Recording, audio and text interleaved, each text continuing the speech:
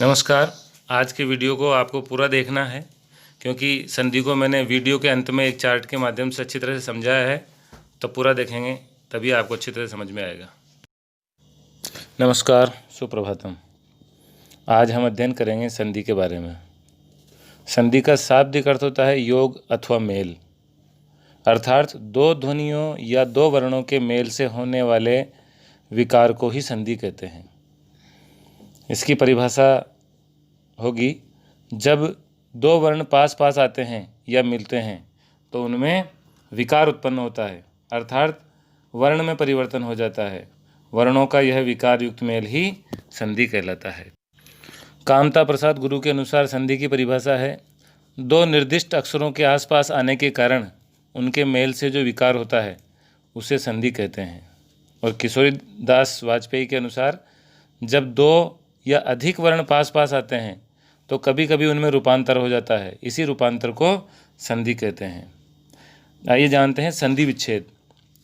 शब्दों के मेल से उत्पन्न ध्वनि परिवर्तन को ही संधि कहते हैं।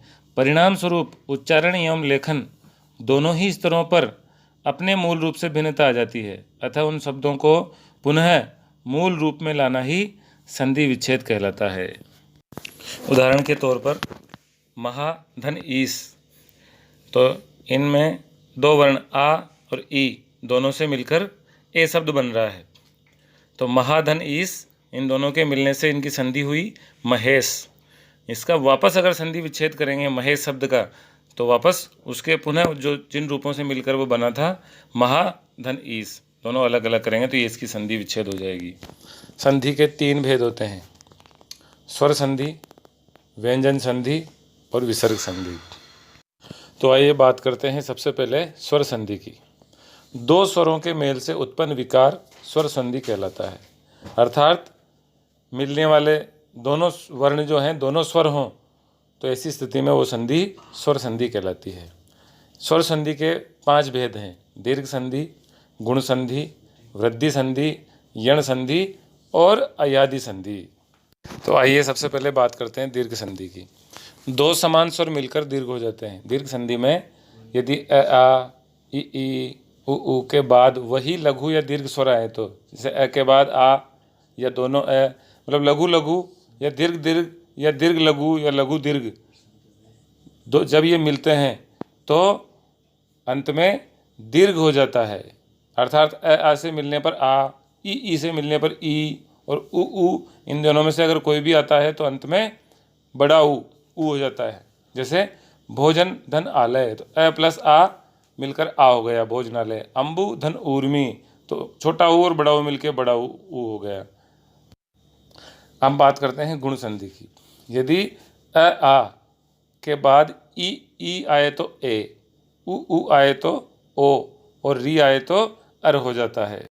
अर्थात गुण संधि में पहले पद का जो अंतिम वर्ण होगा वह अ या आ होगा और बाद वाला जो पद है उसका प्रथम वर्ण है वो ई या ई, दोनों लघु या दीर्घ में कोई भी हो तो ए, और उ इसमें से लघु या दीर्घ कोई भी हो तो ओ हो जाएगा, और यदि री ऋषि वाला हो तो अर हो जाएगा।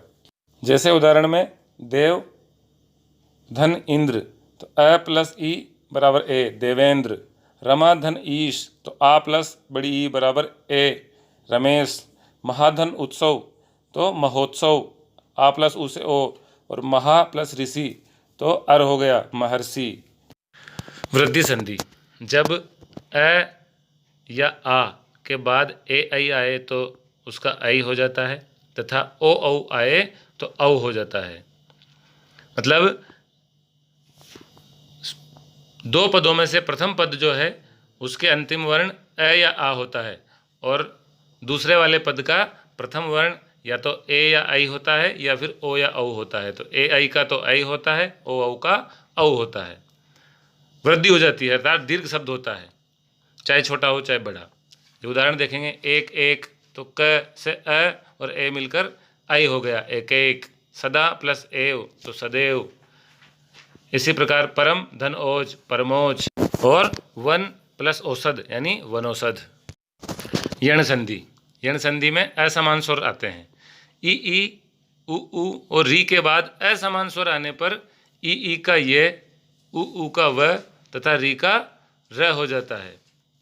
अति धन अधिक बराबर अत्यधिक, तो ई अति में ती का ई ऐसे मिलकर ये हो गया अत्यधिक। अति उत्तम तो अत्युत्तम, प्रति धन एक तो प्रत्येक, और सुधन आगत यानी स्वागत। अयादि संधि, यदि ए आई ओ औ के बाद कोई असमान स्वर आए तो ए का ऐ का आय तथा ओ का औ और औ का आव हो जाता है। जैसे ने धन अन बराबर नयन, ए का ऐ हो गया। नय धन अक यानी नायक, इसमें न पर डबल मात्रा यानी ऐ है इसलिए आय हुआ तो नायक। पो धन अन यानी पो का औ पवन, और पौ धन अक यानी पावक, डबल मात्रा औ है इसलिए आव हुआ तो पावक। इस चार्ट के माध्यम से अपन और अच्छी तरह से समझ लेते हैं स्वर संधि, जिसके 5 भाग दीर्घ संधि, गुण संधि, वृद्धि संधि, यण संधि और अयादि संधि। तो दीर्घ संधि में तो समान स्वर मिलकर दीर्घ हो रहे हैं, अ आ ई उ उनसे मिलाने पर सामने उदाहरण आपके दिए हैं, आ ई उ इनमें से कोई भी समान स्वर मिले तो उसी समान और वर्ग का दीर्घ हो जाता है। से आ तो आ, ई तो अंत में ई, और उ तो अंत में उ बड़ा उ। ऐसे ही गुण संधि, इसमें नाम से अपन समझे तो गुणात्मक वृद्धि हो रही, आ दोनों में से कोई भी अगर प्रथम पद में आता है और आप उससे बाद वाले पद में ई मिलता है तो ए होता है, और बड़ी ई मिलती तो भी ए ही होता है। उ दोनों में से कोई भी मिले तो ओ हो रहा है, और री छोटी या बड़ी मिले तो अर हो जाता है। तो इसमें भी गुणात्मक वृद्धि हो रही है, गुण संधि यानी गुणात्मक ई से ए। और वृद्धि संधि, इसमें आने वाला प्रथम जो वर्ण है गुण संधि में भी अ आई है और इस वृद्धि में भी अ आई ही है, लेकिन गुण में ई उ और री है, और वृद्धि संधि में ए आई और ओ औ है। तो शुरू के जो स्वर हैं ई उ औ और री, इनसे ये तो है गुण संधि में, और बाद के दोनों जो हैं ए आई और ओ औ ये वृद्धि संधि में, और इनका दीर्घ हो जाता है। और ऐसे ही यण संधि, इसमें ई का ये, उ का व और री का र हो रहा है। और अयादि संधि में ए का ऐ का आय, ओ का औ और औ का आव हो जाता है। इस प्रकार से सार रूप में हम समझेंगे तो दीर्घ संधि में समान स्वर मिलकर दीर्घ होते हैं, गुण संधि में गुणात्मक वृद्धि होती है, और वृद्धि संधि में वृद्धि हो जाती है। गुण संधि में और वृद्धि संधि तो उनमें स्वरों का बंटवारा हो गया है। प्रथम पद का जो अंतिम वर्ण है वह तो अ या आ ही रहेगा, लेकिन 3 ई उ और री ये तो आएंगे गुण संधि में, और ए आई और ओ औ ये आएंगे वृद्धि संधि में। आ के बाद यदि ई उ और री है तो गुण संधि है, और आ के बाद ए आई या ओ औ है तो वृद्धि संधि है। और उसके बाद में आप आते हैं यण संधि और अयादि संधि। तो यदि प्रथम पद के अंतिम वर्ण में अंतिम वर्ण जो है वो ई उ या री है तो यण संधि है, और प्रथम पद का अंतिम वर्ण यदि ए आई या ओ औ है तो अयादि संधि है।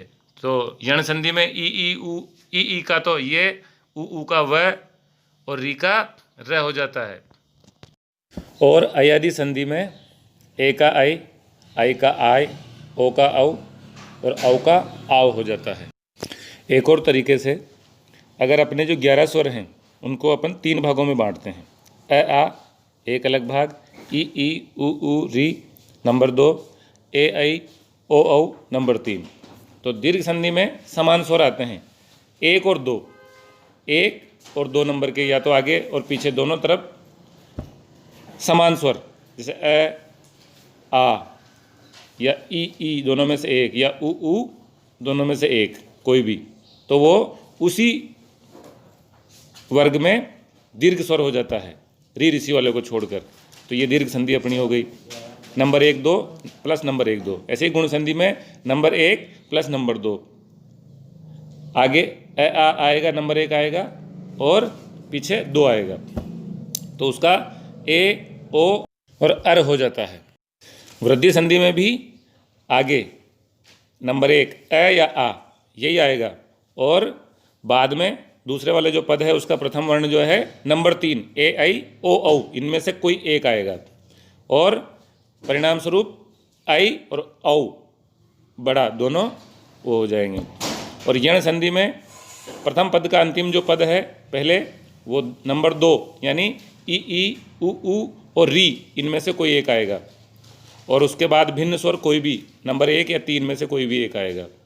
और इसी प्रकार अयादि में प्रथम पद का जो अंतिम वर्ण है वो नंबर 3 में से एक आएगा, ए आई ओ औ में से एक, तो वहाँ पर अयादि संधि है। और बाद में कोई भी भिन्न स्वर 1 या 2 में से कोई भी आएगा और उसका ए आ वा हो जाएगा। तो अपन ये देखेंगे संधि पहचानने के लिए कि अगर प्रथम पद का अंतिम जो वर्ण है वो स्वर जो है वो अगर 1 या 2 में से आर समान स्वर है तो दीर्घ, नंबर 1 आ रहा है अर्थात आ रहा है, और बाद में नंबर 2 वाले स्वर हैं तो गुण संधि, और आ रहा है और बाद में नंबर 3 वाले स्वर हैं तो वृद्धि संधि।